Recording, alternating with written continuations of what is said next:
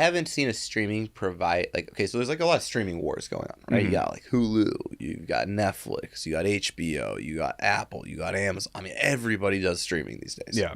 I'm sure I forgot. Peacock, Paramount. I mean, you can go down the list. What I find really interesting, though, is they normally, when I think about advertising for streaming, it's either, like, for me, like, HBO is very featured centric. Like, HBO does really well when they have a big show. They don't do so well when they don't. Netflix, as you've seen, has been struggling, and they haven't had a big release. What was the latest big Netflix that was, like, wildly popular show? Stranger Things, probably? Ginny and Georgia just came out, season 2. We got Outer Banks coming out OBX. next month. OBX season 2. I think season 3. Is it season 3? Yeah, I think it's gonna Nah, it's season 2. No, it's season 3. It's season 3? Yeah. There's 2 seasons of OBX? Yeah. Dang, that means we watched 2 seasons in the past 5 days.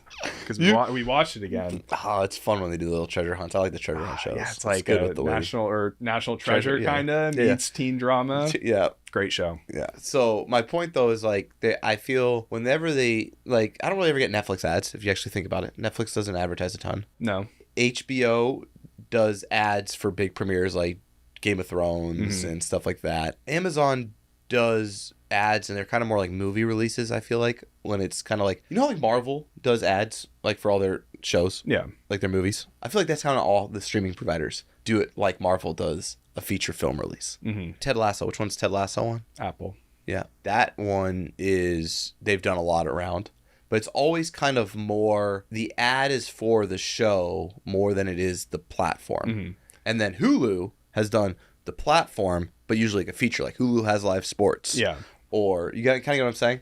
Yeah, it's all about, I think it's connected to the platform because it's all their originals. So Apple originals, Netflix original series. Yes. To where you can only watch it. It's produced by them. Yeah. And they advertise them, but oftentimes they do it just at the individual level. Some streamers, like I've seen Apple do that a lot. And then others like Hulu do it at the platform level. And what I thought was more interesting is it's always more, there's no story to it. It's kind of like, here's the show. Do you want to watch the show? But there's no like cultural integration of what the platform's trying to become to the American public. Does that make sense? Like there's no macro.